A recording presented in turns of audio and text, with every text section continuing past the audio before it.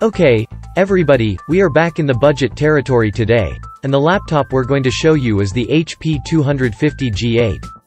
Of course, you should set your expectations accordingly, but that doesn't mean you have to ignore every issue the laptop could potentially have.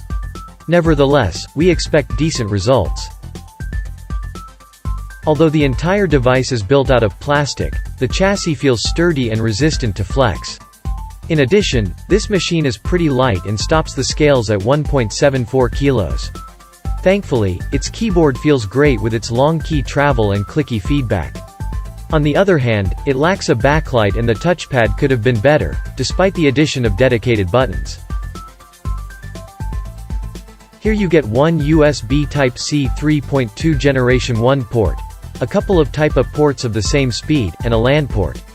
Also, you get to use an HDMI 1.4b, an audio jack, as well as a full-size SD card reader. What is great about budget laptops is that they prioritize upgradability.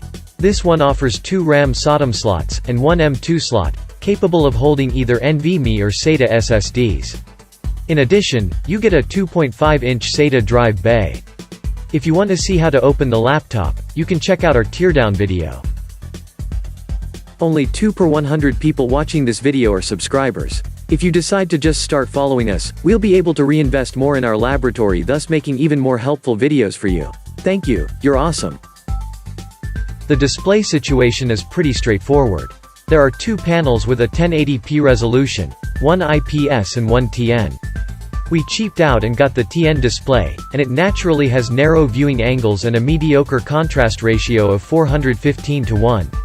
Its color reproduction abilities are nothing to write home about, but to some consolation, you get fast pixel response times, as well as a lack of aggressive PWM for brightness adjustment. Of course, get the IPS variant, if you can afford it. In terms of battery, you get a 41 watt-hours unit that can hold for around 7 hours of web browsing and just over 6 hours of video playback. HP offers the 250 G8 with a ton of processor options, ranging from the Celerons and Pentiums to AMD Ryzen 3000S, and Intel Ice Lake and Tiger Lake CPUs. The top version here combines the Core i7-1165G7 with the GeForce MX 350. Our unit was definitely amongst the fastest ones out there. However, the Core i5-1035G1 is a good middle ground for people that don't need a ton of processing and graphics power. Ultimately, the clock speeds were not very high, but the temperature was well in check. This also resulted in cool externals.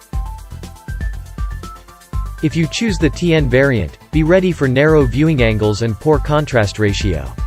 However, our profiles can definitely make your life easier.